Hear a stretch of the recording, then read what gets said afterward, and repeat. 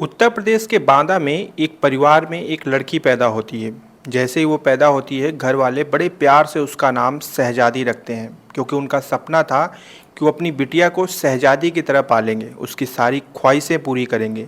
लेकिन किस्मत में कुछ और लिखा था, क्योंकि शहजादी जब थोड़ा सा बड़ी होती है तो उसके एक तरफ का चेहरा बहुत बुरी तरीके से जल जाता है और वो ऐसे मार्क्स हो जाते हैं जो कि परमानेंट हो जाते हैं। यानी कि एक तरफ का चेहरा जला होता है और एक तरफ का चेहरा पूरी तरह से सुरक्षित होता है। अब शहजादी के घर वालों की आर्थिक स्थिति इतनी बेहतर नहीं थी कि वो शहजादी के लिए एक बड़ा ट्रीटमेंट करवा सकें, एक बड़ी प्लास्टिक सर्जरी करवा सकें। तो उन्होंने सोचा कि चलो थोड़ा आगे बढ़कर देखते हैं, अगर स्थिति ज़्यादा ख़राब होगी तो किसी तरीके से पैसे इकट्ठा करेंगे और शहजादी का इलाज करवाएंगे, इसका प्लास्टिक सर्जरी करवाएंगे। लेकिन शहजादी धीरे धीरे अपने जीवन में बड़ी होती है और उसे इन सारी चीज़ों की आदतें पड़ने लगती हैं, क्योंकि जले हुए चेहरे की वजह से कई लोग उसे हमदर्दी भी दिखाते हैं और बहुत सारी परेशानियों का उसे सामना नहीं करना पड़ता है। इसलिए कहीं कहीं वो डिमोटिवेट होती है, लेकिन ज़्यादातर जगहों पे उसे लगता है कि शायद ऊपर वाले ने उसकी किस्मत में यही चीज़ लिखी है, तो वो इस चीज़ को स्वीकार कर लेती है और आगे बढ़ने लगती है। यानी कि परिवार वालों को अब इस चीज़ की टेंशन नहीं थी, उन्होंने समझ लिया था कि चलो प्लास्टिक सर्जरी नहीं भी करवाएंगे तो कोई समस्या नहीं होगी। हो सकता है कि जब शादी का वक्त आएगा उस वक्त अगर ये चीज़ परेशानी बनेगी तो करवा दिया जाएगा। अब शहजादी धीरे धीरे बड़ी हो रही थी और बड़ी होने के बाद उसने कुछ ऐसा काम किया, ऐसी चीज़ें की कि आज की वर्तमान की स्थिति ये है कि जो शहजादी की माँ हैं, शहजादी के जो परिवार वाले हैं, वो भारत सरकार से गुहार लगा रहे हैं कि हमारी बेटी को बचा लीजिए, हमारी बेटी की कोई गलती नहीं है। आखिर शहजादी ने ऐसी कौन सी गलती कर दी जिसकी वजह से आज ये कंडीशन आ गई। आइए आज की इस कहानी में बांदा की शहजादी की सारी चीज़ बताते हैं आपको कहानी के माध्यम से। नमस्कार, सत श्री अकाल, आदाब। मैं हूं आपका दोस्त एंड होस्ट राहुल और आप देख रहे हैं 9 PM विद GRD। दरअसल ये कहानी शुरू होती है बांदा से। बांदा जो कि उत्तर प्रदेश का एक काफ़ी नामी ज़िला है और बांदा में एक थाना क्षेत्र पड़ता है मटौंद। और मटौंद थाना क्षेत्र के अंतर्गत एक गांव आता है गोयरा मुगली। गोयरा मुगली की रहने वाली थी शहजादी। अपने जीवन में धीरे धीरे वो आगे बढ़ रही थी, अपना एक तरफ का जला हुआ चेहरा लेकर। समाज के लोगों में कुछ लोग उसे हीन भावना से भी देखते थे, लेकिन कुछ लोग उसके लिए हमदर्दी भी जाहिर करते थे। शहजादी को इन सारी चीज़ों से अब कोई फ़र्क नहीं पड़ता था। वो काफ़ी बड़ी हो चुकी थी और उसे लगा कि अब उसे अपने परिवार की आर्थिक स्थिति में थोड़ा सहयोग देना चाहिए। इस चीज़ को ध्यान में रखते हुए शहजादी एक समाजकारी एक संस्था होती है जो कि रोटी बैंक के नाम से होती है, उसमें वो नियुक्त हो जाती है। और रोटी बैंक जो संस्था होती है उसके माध्यम से वो समाज में अलग अलग तरीके से कार्य करना शुरू कर देती है। अब सोशल मीडिया का ज़माना था, तो सोशल मीडिया पर शहजादी भी काफ़ी एक्टिव रहती थी और सबसे ज़्यादा वो फेसबुक पे रहती थी। अब ये मामला 2021 पहुंचता है। 2021 में शहजादी फेसबुक से एक लड़के से दोस्ती करती है और वो लड़का आगरा का होता है और नाम उस लड़के का होता है उज़ैर। उज़ैर नाम के लड़के से 2021 में शहजादी की फेसबुक से दोस्ती हो जाती है। उज़ैर दिखने में काफ़ी अच्छा था, हैंडसम था और बातें भी काफ़ी अच्छी करता था। ये चीज़ शहजादी को काफ़ी पसंद आती थी। शहजादी धीरे धीरे उसके क्लोज़ आने लगी। बातों ही बातों में शहजादी को लगने लगा कि उज़ैर से उसकी नज़दीकियाँ काफ़ी सकारात्मक हैं, क्योंकि उज़ैर उसके जले हुए चेहरे को लेकर कभी भी कोई कमेंट नहीं करता था, बल्कि ये कहता था कि ये जो तुम्हारा चेहरा जला है एक वक्त के बाद ये सही हो जाएगा और तुम्हें टेंशन लेने की आवश्यकता नहीं है, ये चीज़ मैं ही सही करवाऊँगा। अब ये विश्वास कहीं न कहीं शहजादी को काफ़ी अंदर से आत्मविश्वास देता था उज़ैर के लिए। धीरे धीरे इनके बीच में करीबियाँ बढ़ती गईं। उज़ैर ने शहजादी को यहाँ तक यकीन दिला दिया था कि तुम मेरे साथ आगरा आओ, क्योंकि उज़ैर आगरा में ही रहता था, वहीं का वो निवासी है। तो वो बोला कि तुम मेरे साथ आगरा आओ, आगरा में आने के बाद कुछ दिन मेरे साथ रहो, फिर मैं तुम्हारा इलाज करवाऊँगा, तुम्हारा प्लास्टिक सर्जरी करवाऊँगा और इसके बाद हम लोग शादी कर लेंगे। अगर तुम्हें प्लास्टिक सर्जरी नहीं भी करवानी है तो तुम्हारे इस चेहरे से भी मुझे कोई समस्या नहीं है। मतलब एक तरीके से उज़ैर ने शहजादी को प्यार का एक ज़बरदस्त झांसा दिया और उस झांसे में शहजादी पूरी तरह से फंस गई। वो अपने माता पिता से कहती है कि अब मैं जा रही हूँ आगरा किसी काम से। वहाँ पर एक दोस्त है बहुत अच्छा है। उसके साथ मैंने अपने भविष्य की चीज़ें भी निर्धारित की हैं, तो आप मुझ पर यकीन करिए और मुझे आगरा जाने दीजिए। शहज़ादी की माँ को शहज़ादी पर पूरा भरोसा था, वो उसको जाने देती हैं, कहती हैं ठीक है तुम जाओ। शहज़ादी आगरा चली आती है, उज़ैर से मिलती है, उज़ैर के साथ वक्त बिताती है।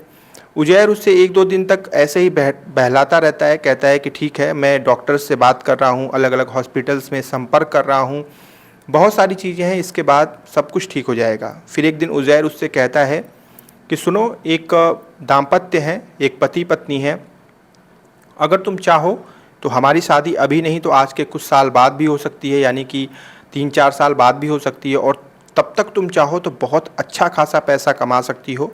तुम्हारे इस चेहरे से मुझे कोई एतबार नहीं है, कोई समस्या नहीं है, तो तुम इस चेहरे की सर्जरी बाद में भी करवा सकती हो, लेकिन अगर तुम चाहो तो अच्छा खासा पैसा अपने घर के लिए, खुद के लिए कमा सकती हो। तो फिर शहज़ादी कहती है कि ऐसा क्या करना होगा? तो फिर उज़ैर उसे बोलता है कि ये जो पति पत्नी है, इनके साथ तुम दुबई चली जाओ, उनके साथ रहोगी तो तुम्हें अच्छा खासा पैसा मिलेगा। अब कहीं न कहीं शहज़ादी ये चीज़ नहीं जानती थी कि उज़ैर एक्चुअली में उसका सौदा कर रहा है उस दुबई में रहने वाले दाम्पत्य परिवार से।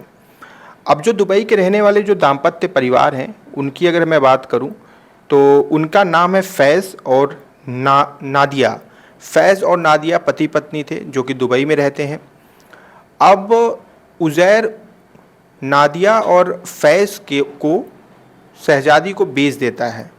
अच्छे खासे पैसे लेकर वो बेच देता है, ये चीज़ शहज़ादी को नहीं पता चलती। अब ये लोग शहज़ादी को लेकर दुबई चले जाते हैं। अभी तक तो शहज़ादी काफ़ी खुश थी, उसे लगा था कि उसने कम समय में ही काफ़ी ज़्यादा चीज़ें अचीव करने वाली है, वो काफ़ी ज़्यादा चीज़ें जो है हासिल करने वाली है, और अपने परिवार को परिवार की जो आर्थिक स्थिति है, जो चीज़ें हैं, उसे वो सही करने वाली है। अब तक उसे काफ़ी भरोसा था इस चीज़ को लेकर। जैसे ही वो दुबई पहुंचती है तो वहाँ पर जो दोनों दाम्पत्य होते हैं, फैज़ और नादिया, वो उससे एक नौकरानी की तरह काम करवाना शुरू करवा देते हैं।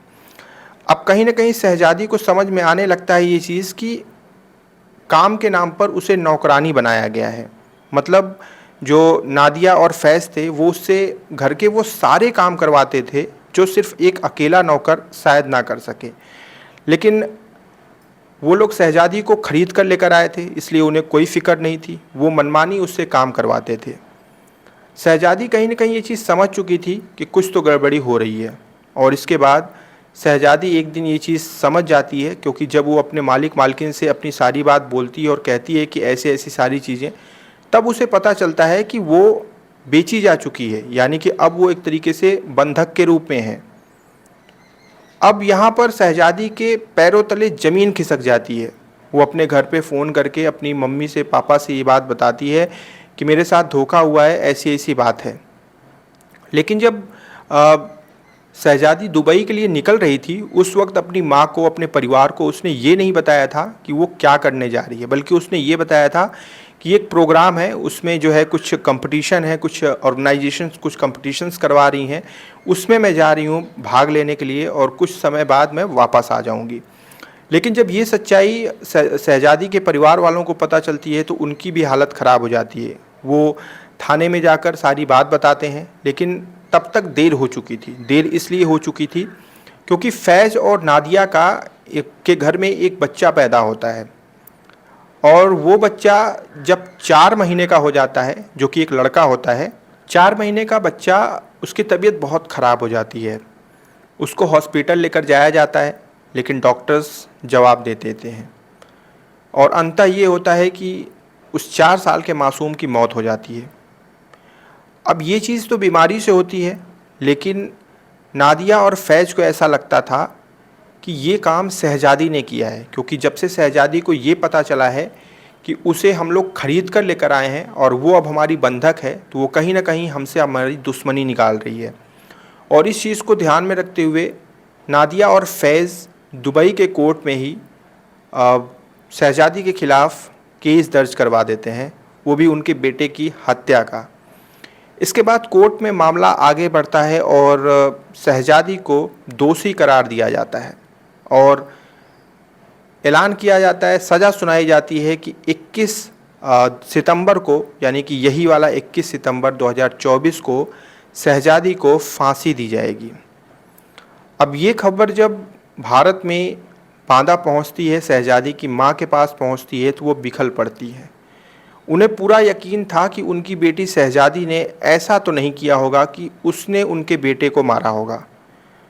अब उसकी माँ भारत में पुलिस वालों से, प्रशासन से, भारत सरकार, हमारे प्रधानमंत्री नरेंद्र मोदी जी सबसे गुहार लगा रही हैं इस समय कि आप लोग किसी तरह करके हमारी बेटी को फांसी से बचा लीजिए, क्योंकि उसने नादिया और फैज़ के बेटे को नहीं मारा, उसे फंसाया गया है, उसके साथ फ्रॉड हुआ है और फ्रॉड करने वाला उज़ैर जो कि आगरा का है उसके खिलाफ़ कार्रवाई की जाए। पुलिस पूरे सतर्क हो जाती है और इधर जो उज़ैर है और नादिया है और फैज़ हैं उनके खिलाफ़ मुकदमे भी दर्ज हो चुके हैं। लेकिन फांसी की तारीख काफ़ी नज़दीक है, जिसकी वजह से जो शहजादी के परिवार वाले हैं उनकी बेचैनी और घबराहट बढ़ रही है कि यहाँ पर अगर प्रशासन ने कुछ एक्शन नहीं लिया समय पे या फिर जल्दी से कार्यवाही नहीं हो पाई तो वहाँ पर समय काफ़ी बीत जाएगा और 21 सितंबर के बाद शायद शहजादी को कोई दोबारा नहीं देख पाएगा, क्योंकि दुबई के नियम और कानून कितने सख्त हैं ये तो आपको भी अच्छे से पता है।